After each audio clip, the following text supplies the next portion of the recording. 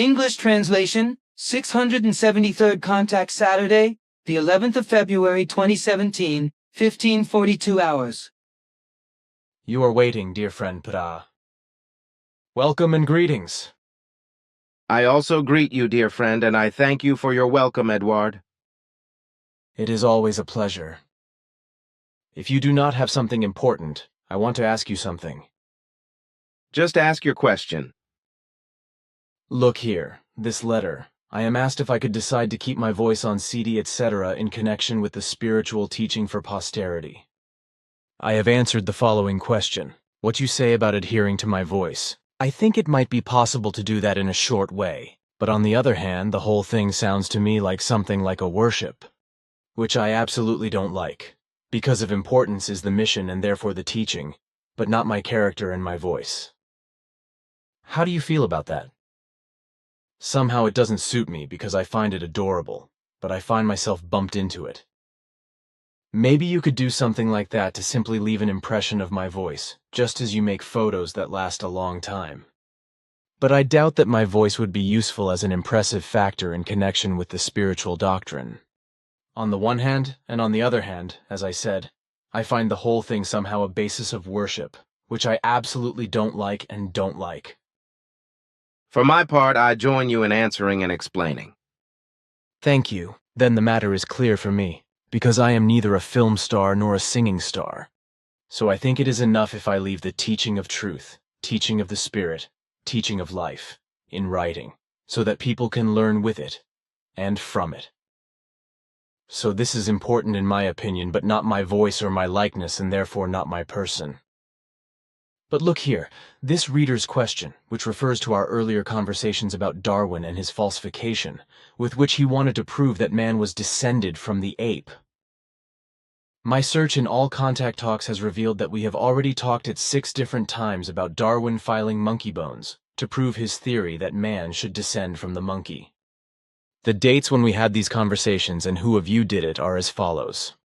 Sim Ya say 7th contact from the 25th of February 1975. Note, Plejadish Playa Contact Reports, Volume 1.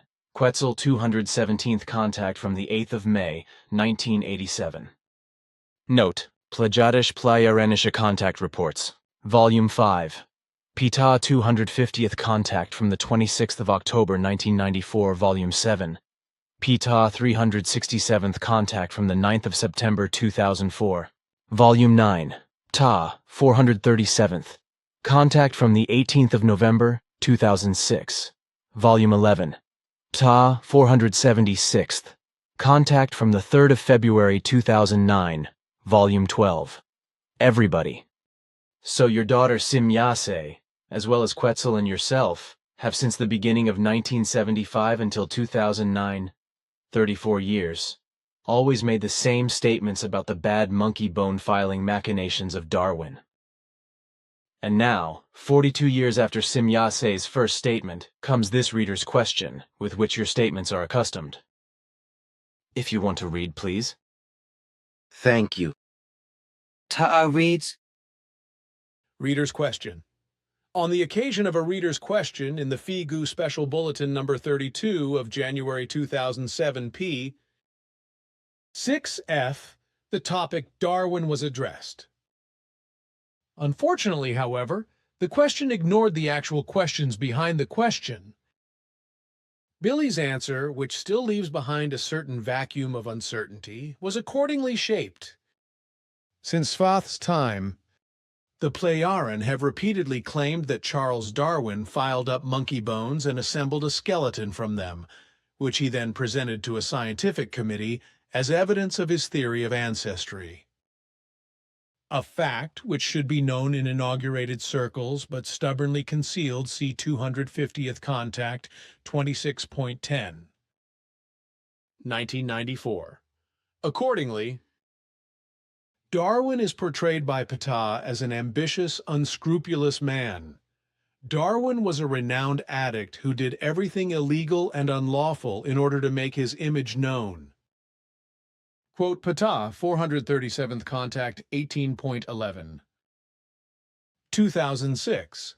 a vote that stands in crying contradiction to Darwin's reliably handed-down personality image, which is characterized by an impeccable character. In the same breath as the accusation of fraud, the actual Shawarma is always made.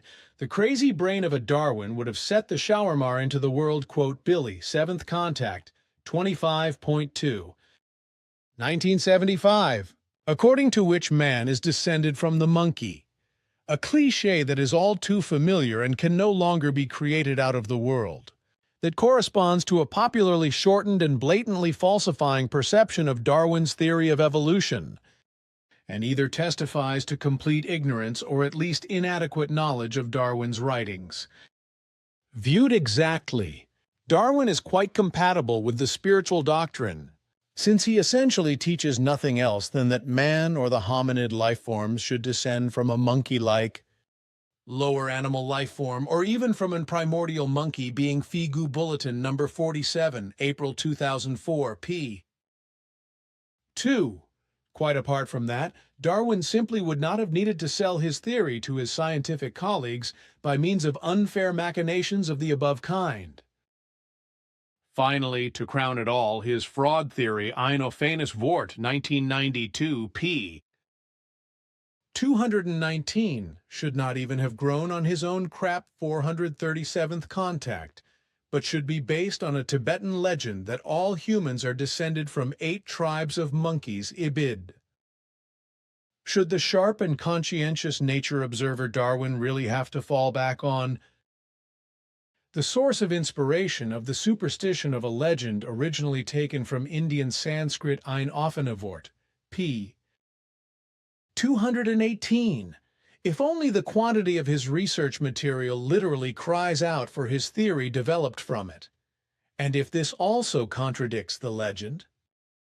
Despite the exemplary, almost complete documentation of Darwin's life and work in primary and secondary literature as well as on the Internet, including the enormous wealth of information of Darwin Online, probably the most extensive scholarly website devoted to any historical figure, the insinuations of the Ptaah and Billy can be confirmed nowhere even in a suggestive way, only the rather coincidental parallels between Darwin and Tibetan Buddhism in matters of compassion and morality are occasionally pointed out. In other words, Darwin is thrown off by the Ptaah and Billy practically as if out of the air as being as ignorant as he is arrogant. One might think that we are talking here about a completely different person than the one we know from his works, and both autobiographical and biographical representations. In view of this blatant contradiction and the superficial accusations, it would be helpful, for the sake of credibility alone, according to Darwin's facts, to make a somewhat more differentiated judgment and to at least rudimentarily substantiate his alleged fraud, of which nothing seems to be known in the entire biography. If it were so that at that time a small, stupid student got behind the swindle and mobilized the professorship, whereby the entire swindle was then uncovered, Ein Ophanes Wort, p. 219, then this not exactly marginal scandal would have to be proven somewhere in the earthly annals, which is obviously not the case. Both yesterday and today, a fraud of this magnitude, proven as ever, to which the Darwin opponents would throw themselves like a found food, could simply not be concealed. This wild scandal doesn't even seem to circulate in the world of the excessively rampant conspiracy theories. In this context, further information, at least remotely verifiable, could provide a valuable remedy. Daniel Glor, Switzerland. Such attacking, skeptical questions which have a suggestive effect on Earth humans. Stir up the uncertainty in Earth humans very unpleasantly and trigger in them a mental, emotional ambivalence as well as fickleness with regard to judgment. And this results from their lack of education, intelligence, and their weakness of intellect and reason. They do not follow through to their own judgment and finding of the truth of the fact concerning them, as they also cannot distinguish between real and false. This paves the way for conspiracy theories.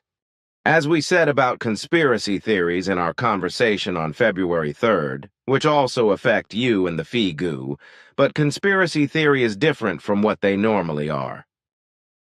In itself, we should not address such questions from my explanatory statement, which is why we will not do so in the future, as we have done for a number of years. Now, however, it should finally be the case that we no longer respond to questions from Earthlings and therefore no longer give any answers. Because as in the past, the questioners always want to know everything better, believe false research results and assertions, reject the truth, and doubt our verifiable and correct answers. This accuses us of lying and unfairness, as this question from the reader clearly shows. In other words, the whole thing is as good as a slander, in such a way that our clarifications and statements would correspond to a fraudulent accusation, lie, and slander. But we cannot endorse this because, on the one hand, it calls our integrity into question, and on the other, it also violates our venerability and dignity. The unteachable way of many people on earth to bear the real truth and the effective reality and to condemn them arrogantly and knowingly, often as a result of false information, leads to insults, lies, and slander, as well as to the preservation and dissemination of these. This is very regrettable and, moreover, extremely arrogant and impudent of all those who, because they are incapable without ability, through their own initiative and perception of reality, are incapable of carrying out researching intellectual and rational thought work in order to find in themselves the logic of truth. However, if we have spoken and answered in our contact conversations about facts you have raised, that should be enough, because we are consistently loyal to the truth in every respect and do not engage in lies or any misrepresentation.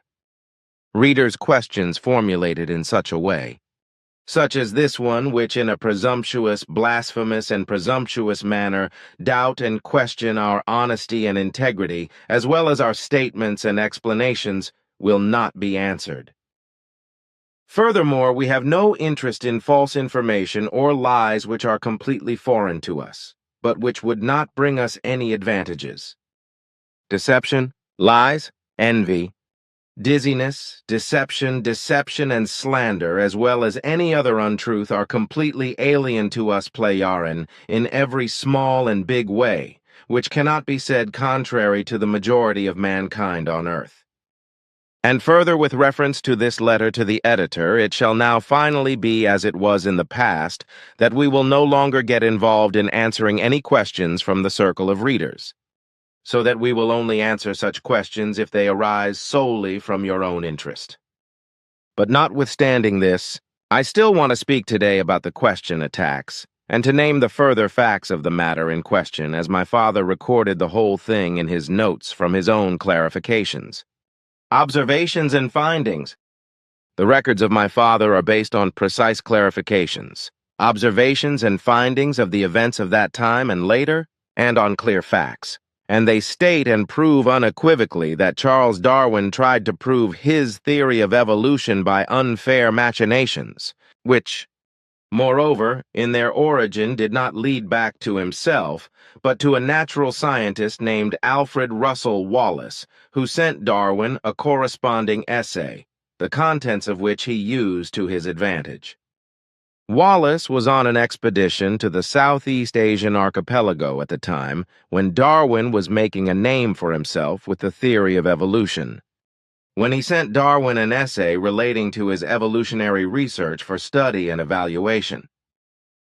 Darwin, however, used the content of his essay for himself and his theory of evolution, without mentioning that the whole thing was based on the guiding principles of Alfred Russel Wallace. There was written evidence of this, but Darwin maliciously altered or destroyed it, or later misinterpreted it by reckless historians. But that doesn't matter to the Darwinists themselves in the face of evidence, but they use even more fraudulent methods to hold on to their Darwin truth. And the fact that Darwin fraudulently mounted a filed-up monkey jawbone on a human skull corresponds to an irrefutable fact that can be proven, because at least this fake Darwin product was preserved until the middle of the 20th century, before it was recognized as fraud under the name Piltdown Man. This is a human skull, into which Darwin had inserted monkey bones that had been filed into shape. This human skull, forged by Darwin with his monkey bones cut to size and only about 6 centuries old, was to prove as a missing piece of Charles Darwin's theory that mankind should descend from monkey creatures. However, this skull was not the only forgery, because there were also various other bone elements that Darwin changed. The finding of the Piltdown skull was also based on a scam put into circulation by a man named Charles Dawson, which is why the skull was also called Dawson's Skull and Dawson's Man of Dawn. Allegedly, so he justified his deception, he found the alleged remains of the early man or Piltdown Man in a gravel pit near the village Piltdown near Uckfield in the southeast of England, according to which the term Piltdown Man originated. Truthfully, however, Dawson did not find the skull, but buried it there himself, along with other pieces of bone worked by Darwin that were all manipulated bones from Darwin's estate, which he had acquired for a higher price from William Erasmus Darwin, Charles Darwin's firstborn son. He knew about his father's forgeries, so after his death he wanted to get rid of all of Darwin's forgeries of fossils to protect his father's reputation so that he could not be accused of fraud. Basically, it was a completely confused, illogical and confused thinking and acting of William Erasmus Darwin, because he suffered from pathological states of fear, which were based on the fact that an uncovering and becoming public of the deception could come about. Instead of simply destroying or burying all of his father's fake bone pieces and the prepared skull with a filed monkey jaw, which would have corresponded to a logical action, he acted completely illogically in his confusion of fear and left everything for a fee to Charles Dawson, who was about 25 years younger than him and with whom he was acquainted. The deal between Darwin's son and Dawson was wisely kept secret, including the clause that Dawson would never talk about the true origin of the skull and bones. Dawson kept to this and never revealed the secret of the true origin of the skull and the bone parts, but distinguished himself as the finder of them. This alleged Piltdown Man's skull was then, when Dawson made it public, presented for many years as significant proof of Charles Darwin's theory of evolution, after which skull investigations in 1953 proved that the whole thing was a fraud and not a primordial fossil, but a fake assembled from human and monkey bones. Charles Dawson was mistakenly blamed for this fake and is still blamed to some extent today, as were various other men, such as a paleontologist named Arthur Smith Woodward, who worked with Dawson but knew nothing of his fraudulent machinations and the acquisition of Charles Darwin's fake skull and bones. The writer Arthur Conan Doyle was also suspected of being the fraud and counterfeiter, but all these accusations were not true, for the only truth is that the whole fraud was attributed to Charles Darwin. But this fact is vehemently doubted and denied by inexperienced Darwinists, whereupon the Darwinian deception will continue to exist and Darwinism will also be maintained because a faith that once developed can hardly, no longer at all or only with great difficulty, be dissolved and corrected by the real reality and effective truth. It is easier to believe than to think for oneself, to perceive reality in its actuality and to recognize effective truth in it, to consider it and to comprehend it through understanding and reason. And earthlings, who do not understand this, and who are also weak of intelligence and autocratic and defame their fellow human beings in this way, there are unfortunately enormously many, and especially those who can do this through public media are extremely mean.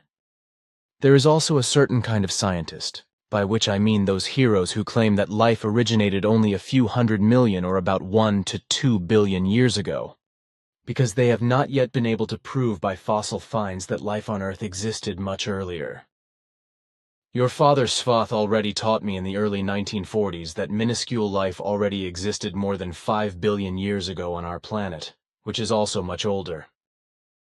With his super magnifying devices, he also showed me super tiny fossils, which he explained he found on Earth and which were about 5 billion years old.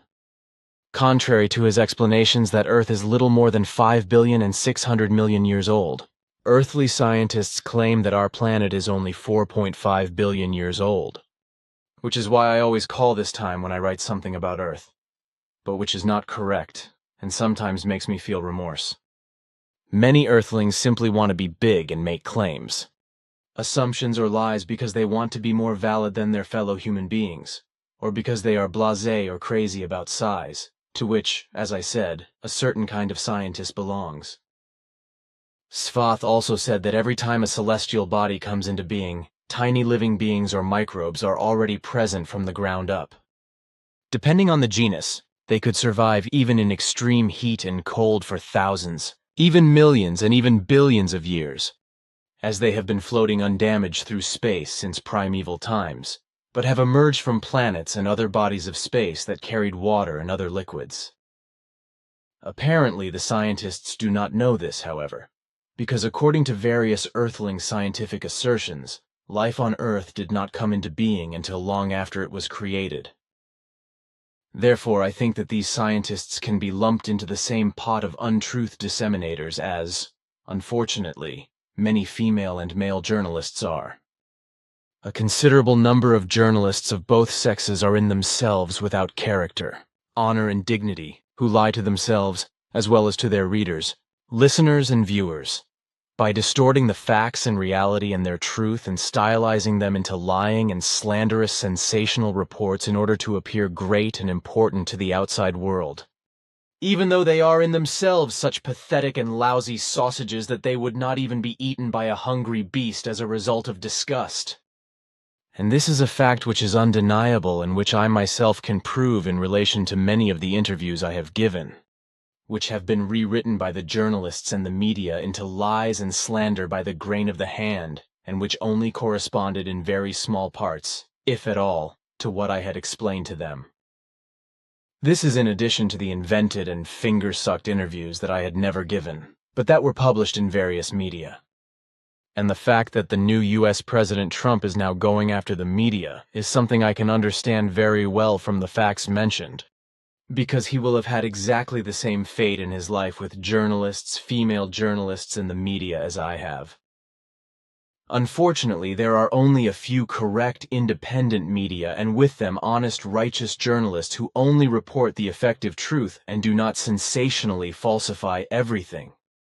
By which, however, you mean only that part of the media that is without integrity, of less character, conscientious and irresponsible, as well as only those media workers who call themselves journalists, but who do not do justice to this designation and cannot be honestly described as reporters and reporters in any way, because they do not care about reality and truth, but only about deceiving the readership through lies and slander. In this way, they do a lot of damage and publicly stir up hateful discord in the population, in communities, families. Organizations, as well as in all sorts of circumstances, invent conspiracy theories, as is the case with you and the Figu, in order to put themselves in the light of admiration and thus also make profit. And when I think about the conspiracy theory directed against you and the Figu, then I recognize much more behind it, namely a worldwide slander campaign, which must also be called a conspiracy. You once correctly described the whole thing as smear journalism, which should in principle be forbidden by law, because on the one hand it is in every form disqualifying personality and shamefully degrading to people and their honor and dignity, and on the other hand it attacks and defames the personal freedom of the individual's thoughts, as well as purely personal matters, engagements, and interests, etc., which are purely private matters. And these private things are also used deceitfully, especially by malicious, unscrupulous, and unrighteous journalists of both sexes, to kick righteous earthlings in the dirt. And this is done especially because of malevolence towards fellow human beings, whose purely personal ways of thinking, activities, interests, readiness to work in relation to the unusual, as well as in relation to inclinations, thirst for knowledge, and all kinds of very own affairs, the guilty journalists and other fellow human beings do not fit into their concept. And it must also be said that such acting and doing in the form of smear journalism has nothing to do with correct journalistic and truthful reporting, or with freedom of opinion, but only with contempt for honor, dignity, integrity, and responsibility. Which can be understood, at least by righteous people who are anxious to preserve their own honesty, dignity, basic decency, integrity, honesty, and their sense of responsibility, as well as their truthfulness. Your ability to always bring everything to the right point with apt words is remarkable.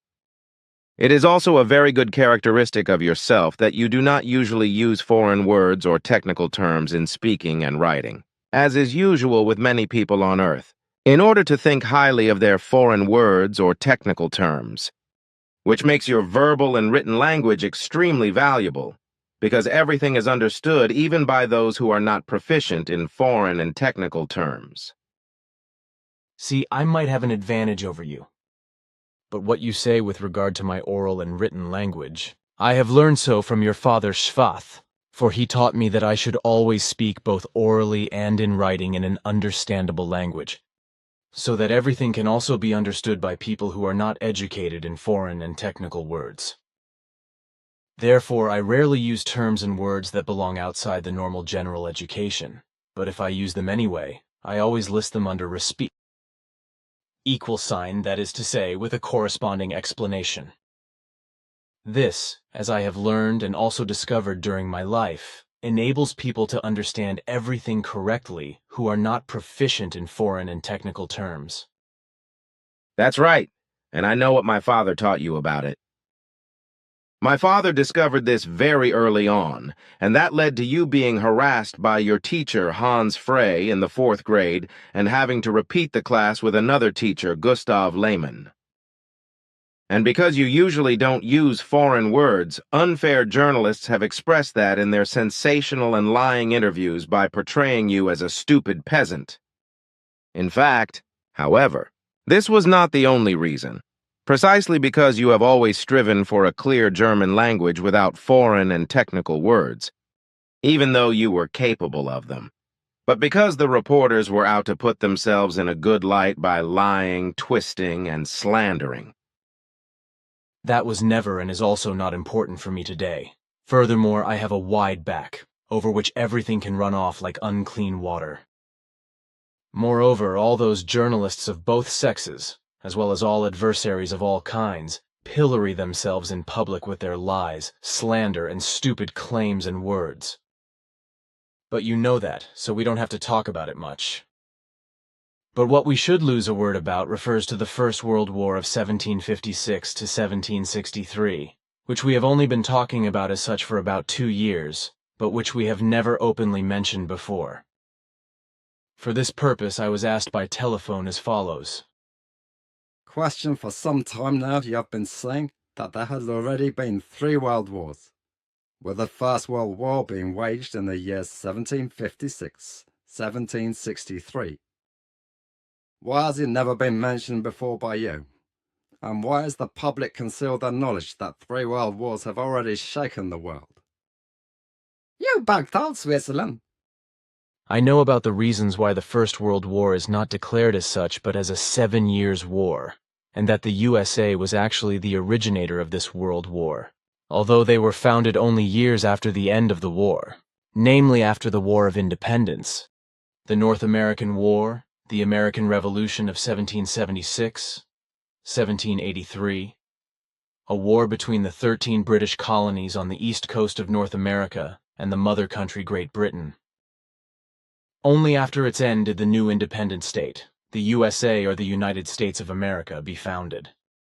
The 7 Years' War of 1756–1763 was also waged in Europe, while at the same time the British-French colonial war raged in North America, which led to the withdrawal of the French from North America, as well as to the assumption of rule by Great Britain. Through its colonization, this had become a political and economic power, initially in the Western Hemisphere, but also on the oceans. King George III, who knew nothing better in his greed for power than to make the crisis that existed between Great Britain and the American colonies even greater and more extensive, which drove the then evil political situation, which showed hardly any stability, even more into more awkward situations. This king was only big-mouthed and furthermore absolutely incapable to create a clear goal and to strive for such a goal. So far, but I don't know the reason why it was not possible to mention openly at an earlier time what, according to your statements, actually happened at that time, and why there was already a forerunner of the USA before the foundation of the USA who was guilty for the First World War of 1756–1763. If you can please explain about this. Perhaps also what the previous machinations were about in relation to the First World War, whereby the first U.S. President George Washington was a driving force behind a conspiracy. And look here, I copied that from Wikipedia. It clearly shows where the term America actually comes from. That's probably also important to know. Where does the name America come from? The name America came about through a historical error. And that's how it happened. Shortly before Columbus's death, a booklet appeared in which the author claimed to have explored the newly discovered continent in 4 journeys. The author's name, Amerigo Vespucci, merchant from Florence and serving the rich Medici family at sea. Amerigo Vespucci as name giver, the book became a great success, although it later turned out to be a fake. However, no one seemed to have checked the content for accuracy. The German geographers Martin Waldseemüller and Matthias Ringmann therefore suggested in the introduction to their 1507 map series that the new part of the world be named America after its discoverer. Almost at the same time, Waldseemüller published a world map, a woodcut. This woodcut was only found at the beginning of the 20th century. Here, too, the part that was to represent South America was called America. The name quickly established itself throughout Europe. In 1538, it was extended to North America on the world map of the Flemish cartographer Gerhardus Mercator. Why was the New World called America when it had been discovered by Columbus? Wouldn't Columbia have been a better choice? The term America was suggested by 2 German geographers at the beginning of the 16th century. Source: copyright Yanaka Dharmasena, Shutterstock. Own continent. Despite this historical error, the discoverer of America was, of course, Christopher Columbus. That is why it may seem unfair to us today that the continent has not been named after him. But Vespucci was probably the first to fully understand that the newly discovered land was a continent in its own right. He was also the one who brought up and spread the term mundus novus in his vivid travel reports. To do the whole thing in detail would be too much to ask, which is why I will only briefly mention the most important thing. And where the name America comes from, there the Wikipedia excerpt gives information. As far as the emergence of the USA is concerned, you have already anticipated a number of things in an explanatory manner, including the conspiracy that has been concealed in every respect since its inception and has never been made public, nor in the colonial circles of Great Britain, France, Spain, and Portugal, nor among the Aborigines, the various Indian tribes. And that has remained so to this day. But as far as the conspiracy and all the circumstances are concerned, I can explain the most important thing in this regard from my father's notes, just as he observed everything and recorded it in his annals. The conspiracy was staged by the slave owner Augustine Washington, born in Great Britain in 1693 and deceased in 1743, the father of the later first president of America, George Washington. The conspirators counted several thousand colonists, who secretly called themselves Americans in their circles and who strove to establish their own form of government, which, however, was kept secret from the outside under threat of death. Which is why nothing in writing was ever recorded and nothing was ever written to the outside, so that the whole thing could always be kept secret, even to this day. In 1732, his son George Washington was born, who then became the first president of the United States of America and died in 1799. Early on, he was involved in the conspiracy of his father, to whom he was completely addicted, following with his followers also the goal of his own Americans' state formation, and did not omit anything to achieve this goal one day. Although he lacked a good school education, as well as a valuable general education, because he was very uneducated, unread, and ignorant, which he could later improve with the help of a decisive woman. Overall, however, he was able to cover up the whole thing to a large extent, to which his origin as part of the economic and cultural elite of the slavery plantation owners of the state of Virginia came in very handy to him, because through his origin he also came into contact with a wealthy and influential and very cultivated nobleman named Lord William Fairfax, and won his trust and help. He also owned large estates in Great Britain. At the age of 16, George Washington met the pretty daughter-in-law of Fairfax, Sally Fairfax, with whom he immediately fell in love and established an intimate adulterous relationship with her, which both secretly entertained. Both kept this adulterous liaison alive, but of course secret. This woman was the one who taught him in diverse knowledge and also improved his very weak general education. The secret conspiracy was maintained by George Washington and all co-conspirators. When his half-brother Lawrence Washington married Fairfax's daughter, Anne, he was of course also part of the family and was treated as a family member by her, which made the liaison with Sally Fairfax much easier, which was never known either in the family or to the outside world, because both were absolutely silent about their intimate relationship. George Washington was commissioned in the autumn of 1753 by the Deputy Governor of Virginia, Robert Dinwiddie, to carry out a diplomatic mission, namely that he, as the issuer, should send a letter to the French asking them, on behalf of the British Crown, by Dinwiddie and other representatives of Virginia, to give up and leave their outposts in an area disputed between France and England.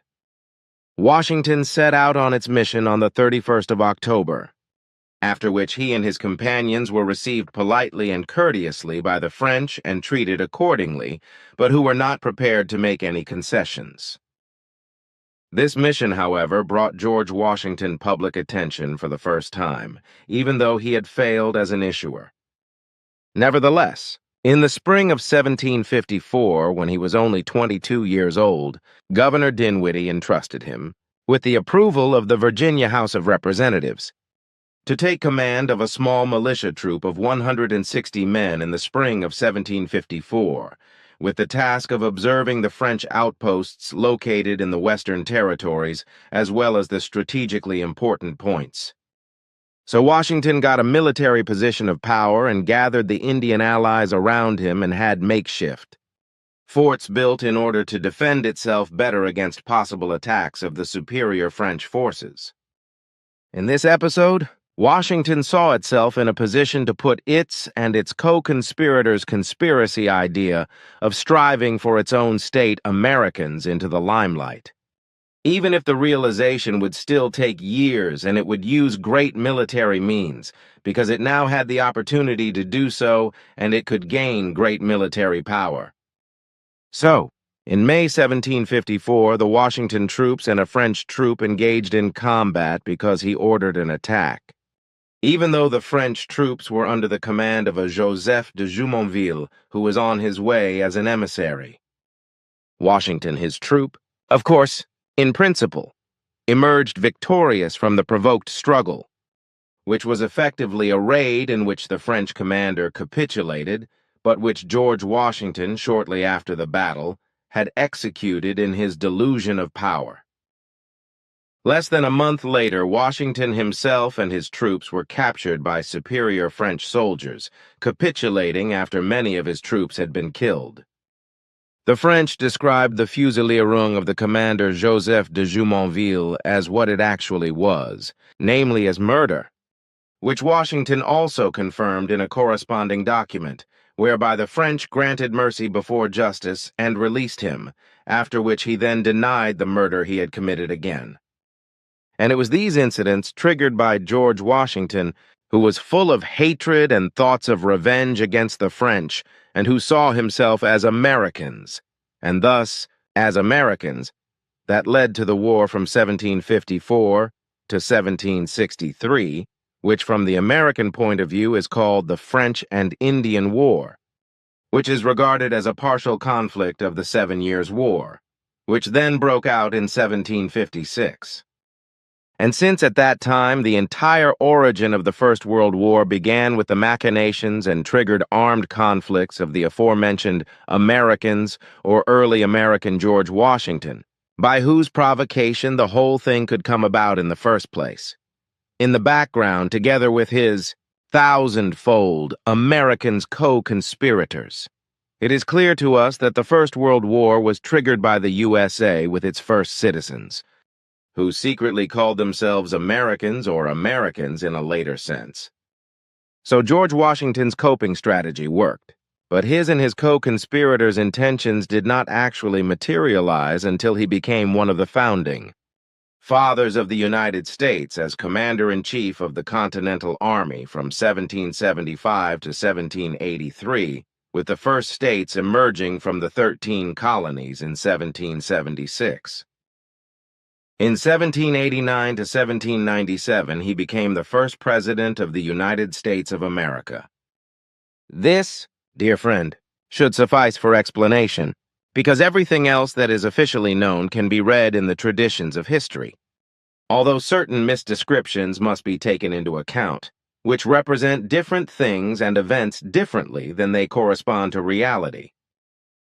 And why we have never spoken openly about World War I until today was simply because there was no special need for it until now, when you openly asked for it. The First World War was fought out in large parts of Earth. So in North America, Central Europe, Portugal, and in India, as well as in the Caribbean, on the Philippines, as well as on the world oceans, followed not by local wars, but only by an effective world war can be spoken. In Europe, it was Habsburg, Prussia, and Russia who fought primarily for dominance in Central Europe, France, and Great Britain, but for dominance in North America, India, and the Philippines. From a global perspective, it was a matter of the geopolitical and power political balance in America and Europe, with the colonies that prosecuted France and Great Britain playing just as important a role as the influence with regard to the transatlantic and worldwide sea routes. So it was also about the dominance of all non-European colonies and bases, as well as trade advantages in Africa, India, and other Asian countries. I see. Clear answer. But what is interesting is that to this day, nothing has ever become public about this Americans conspiracy. Every announcement, however small, has been punished with death. Are you saying that that's why people were actually murdered? Yes, there are 73 people in my father's annals who were hanged by the conspirators. This is typical for the USA, even in those days when it was not called United States of America, but was called Americans by the conspirators, which is equivalent to America. And that you judge and describe the thing World War I, in which Europe was also involved and which was effectively global, as originating from the USA. That is really plausible, logical, and therefore to be understood, because the conspirator George Washington was just as much an Americans as his co-conspirators were, and his insidious warlike murderous machinations led to war. As you say, this assessment is logical. That's right. But you have used the terms Fusillierung and Fusiliert in your explanation, whereby these are no longer very common in the German language today, because this old form is or was to be understood from a purely military point of view. In old parlance, the Fusilieren or fusillade meant the execution of a death sentence by the use of firearms or the shooting or execution of a soldier, officer, conscientious objector, collaborator, traitor or spy by a firing squad, which in popular jargon was and is referred to as putting against the wall. And in this respect it has always been the case, as it still is today, that for the military, but also for terrorists, haters, avengers, violent criminals, and many of the population who are in favor of the death penalty, or killing people in any other way, a human life counts for nothing at all, and has no value. I find this extremely regrettable and also wonder what these wannabe murderers would do and how they would respond if they themselves were to be subjected to the death penalty or murdered without pardon by revenge or a violent crime. I also see that these death penalty advocates of every kind are cheap, unrighteous, and irresponsible creatures, who in their intelligence, mindlessness, unreasonableness, stupidity never come to mind, and consequently do not understand that a human life is countlessly worth much more than every religious and other sectarian faith, every law, and every ideology. And it is also the lunatics of the kind who are addicted to the delusion of having to use violence, revenge and retaliation, who cannot understand that enmity and injustice are not rewarded with evil violence, not with weapons, war, revenge, and terror, just as the right must not be fought for in the same way, and therefore not with evil violence. But if you say something and make everything clear that is really true, then there is immediately an objection, as well as insults and aggressive reactions. Which unfortunately will remain so for a long time with the majority of Earth humans, and will lead to wars, hatred, revenge, retaliation, jealousy, discord, lack of love, and terrorism. But now, dear friend, I still have some things to discuss with you that must remain between us. Whatever you say, go ahead then.